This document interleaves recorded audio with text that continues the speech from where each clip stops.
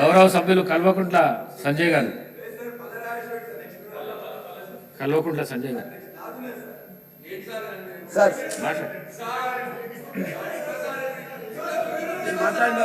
మీరు ఎప్పుడు మాట్లాడుతూనే ఉంటారు కదా. ప్రశాంత్ రెడ్డి గారు మీరు ఎప్పుడు మాట్లాడుతూనే ఉంటారు కదా, మాట్లాడని. ఇస్తా కూర్చో, ఆయన మాట్లాడడానికి ఇస్తా కూర్చో. డాక్టర్ సంజయ్ మాట్లాడడానికి ఇస్తా కూర్చో. డాక్టర్ సంజయ్ మాట్లాడడానికి ఇస్తా. డాక్టర్ సంజయ్ మాట్లాడడానికి ఇస్తాను. స్పీకర్ సార్, ఒక చిన్న రిక్వెస్ట్ సార్. ధన్యవాదాలు నాకు అవకాశం ఇచ్చినందుకు. నాకు తెలుసు this is at your description అని, కానీ నా ధర్మంగా నా సీనియర్స్ ఇద్దరు ఉన్నప్పుడు వాళ్ళు మాట్లాడుతున్నప్పుడు నా ధర్మం కాదు సార్. నాకంటే సీనియర్ శాసనసభ్యులు మాజీ మంత్రులు ఉన్నప్పుడు నా ధర్మంగా నా పార్టీ సీనియర్ శాసనసభ్యులు ఉన్నప్పుడు వాళ్ళకి అవకాశం ఇవ్వాల్సిందిగా మేము రిక్వెస్ట్ చేస్తా ఉన్నాను సార్. క్వశ్చన్ నెంబర్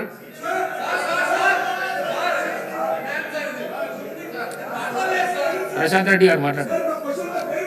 వివేకానందర్ మీరు మీ సీట్లో పోయి కూర్చోండి. మీ సీట్లో పోయి కూర్చోండి. ఈ ప్రాక్టీస్ మంచి ప్రాక్టీస్ కాదు. మీ సీట్లో పోయి కూర్చోండి. ప్లీజ్ మీ సీట్లో పోయి కూర్చోండి. ఏమైంది? కూర్చోండి అధ్యక్ష. సీట్లో కూర్చోండి. థ్యాంక్ యూ అధ్యక్ష. వివేకానంద గారు, ఇది మంచి ప్రాక్టీస్ కాదు. సీనియర్ శాసనసభ్యులు మీరు మాటి ముందు వెళ్ళకొస్తున్నారు. కూర్చోండి. ప్లీజ్ కూర్చోండి. సార్ ధన్యవాదాలు అధ్యక్ష. ధన్యవాదాలు అధ్యక్ష. సార్ గౌరవ ఉప ముఖ్యమంత్రి గారు, ఆర్థిక శాఖ మంత్రి గారు వారి ఆన్సర్లో సార్, ఈ రాష్ట్ర ప్రభుత్వం డిసెంబర్ 23 నుంచి 30 నవంబర్ దాకా 30 నవంబర్ 24 దాకా ఎఫ్ఆర్బిఎం లోపల, ఎఫ్ఆర్బిఎం బయట గ్యారంటీసు, ఎస్పీవీసు ఇవన్నీ కలుపుకొని ఇంకా లేటెస్ట్గా హరీష్ రావు గారు చెప్పినట్టు ఈ రోజు మట్టుకు చూస్తే 1,27,218 కోట్ల రూపాయలు అప్పు తీసుకున్నామన్న మాట చెప్పినారు సార్. సార్ ఒక సంవత్సరంలోనే 1,27,000 కోట్లు అప్పు చేసిన సార్, ఇంకా చేసిన అది చెప్పండి సార్ అన్ని తర్వాత. సార్ ఇంకా ఇవాళ రాష్ట్రంలో అనేక బిల్స్ పెండింగ్లో ఉన్నాయి సార్. ఒక కొత్త పథకం స్టార్ట్ కాలేదు సార్. ఈ ప్రభుత్వం సార్ మాట్లాడేయండి సార్. ఈ ప్రభుత్వం, నేను అడుగుతున్నా సార్ క్వశ్చన్, ఈ ప్రభుత్వం ఇచ్చినటువంటి 6 గ్యారంటీలు 13 హామీల విషయంలో కూడా వైఫల్యం చెందినారు సార్. అవి ఏవి కూడా సక్రమంగా అమలు అవుతున్నాయి సార్. ముఖ్యంగా క్వశ్చన్కి వస్తుంది సార్. ముఖ్యంగా సార్ మా ప్రభుత్వంలో ఉన్నప్పుడు చాలా గ్రామాల్లో అందరు ఎమ్మెల్యేలు, అన్ని పార్టీల ఎమ్మెల్యేలు సిడిపి ద్వారా కావచ్చు, ఎస్డిఎఫ్ ద్వారా కావచ్చు, చిన్న చిన్న వర్క్ సార్, కమ్యూనిటీ హాల్స్ లేదు సార్, కమ్యూనిటీ హాల్స్ కావచ్చు, మహిళా భవనాలు కావచ్చు, కళ్యాణ మండపాలు కావచ్చు సార్, చెప్తున్నా సార్, అదే సార్ క్వశ్చనే సార్. మహిళా భవనాలు కావచ్చు, ఇట్లా చాలా చిన్న చిన్నవి అన్ని పనులు చేసి ఉన్నాయి సార్. వాటికి ఇంకా ఇప్పటికీ బిల్స్ రావట్లేదు సార్. సంవత్సరం అయింది సార్. పాపం ఆ కమ్యూనిటీ వాళ్ళు, వాళ్ళ కులం వాళ్ళే, సొసైటీ వాళ్ళు కట్టుకున్నవి ఉన్నాయి సార్. 5 లక్షలు, 10 లక్షలు, 20 లక్షలు చిన్న చిన్న బిల్స్ సార్. అట్లా సార్ నా నియోజకవర్గంలోనే 143 వర్క్స్కి దాదాపు 6 కోట్ల రూపాయలు పెండింగ్ ఉన్నది సార్. అట్లనే సార్ గుడులు కూడా ఆ రోజు గుడులు కూడా మంజూరైనాయి, గుడులు కట్టినారు, కొన్ని సగంలో ఉన్నాయి సార్. అవి కూడా చాలా మటుకు పెండింగ్ ఉన్నాయి. నా నియోజకవర్గంలోనే 33 గుళ్లకు ఇంకా 3 కోట్ల రూపాయలు పెండింగ్లో ఉన్నాయి సార్. అంటే నేను ఇవన్నీ ఎందుకు చెప్తున్నా అంటే సార్, 10 క్వశ్చన్లు కంప్లీట్ 10 క్వశ్చన్ కాదు సార్, సేమ్ వర్క్స్ సార్. ఇవి బిల్స్ వర్క్ సార్, బిల్స్ మీదనే సార్ మాట్లాడుతున్నా నేను.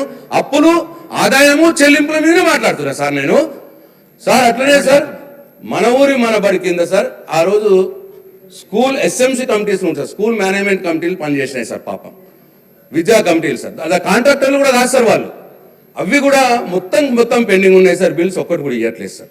ఇట్లా సార్ అందరు ఎమ్మెల్యేలకు సంబంధించిన విషయం ఇది మీకు కూడా అడుగుతున్నారు గ్రామాల్లో ఎక్కడికి పోయినా కానీ సార్ ఇన్ని 1,27,000 కోట్ల రూపాయలు అప్పు చేసినా సంవత్సరం ఆదాయం వచ్చినా మళ్ళీ చిన్న చిన్న బిల్స్ ఎందుకు చేయట్లేదు? డబ్బులు ఎటుపోతున్నాయి?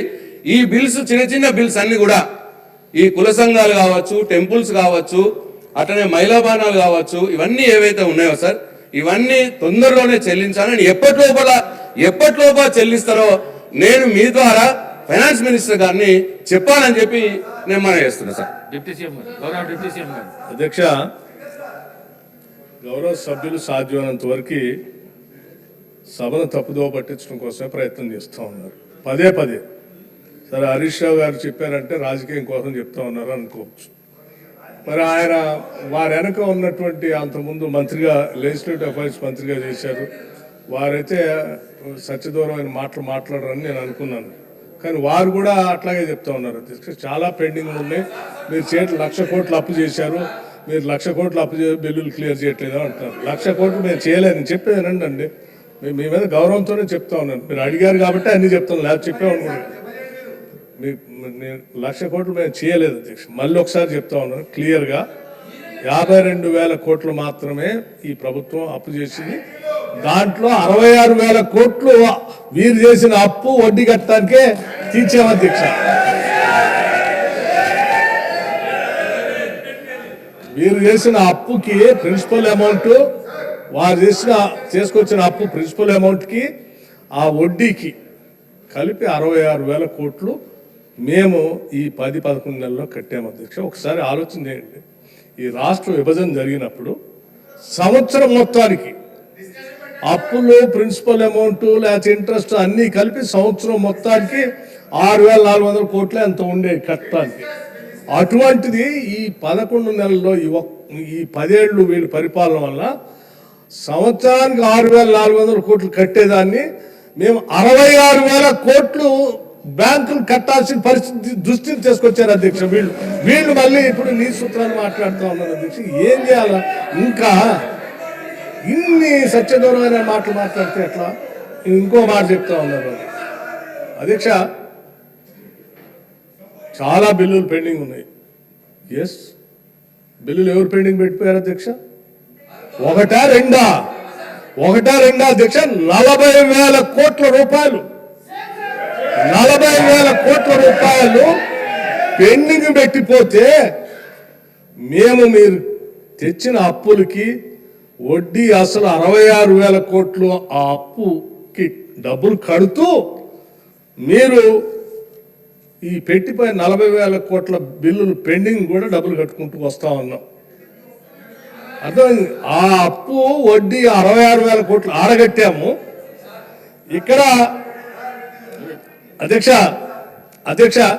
ఈ 66,000 కోట్లు ఆడ బ్యాంక్ కడుతూనే వీళ్ళు పెండింగ్ పెట్టిన 40,000 కోట్ల బకాయిలు పెండింగ్ బిల్స్ ఉన్నాయి, వాటికి ఇప్పటికీ 14,000 కోట్ల రూపాయలు ఆ బిల్లులు కూడా తీసుకుంటూ వస్తున్నాం ఒకదాని తర్వాత.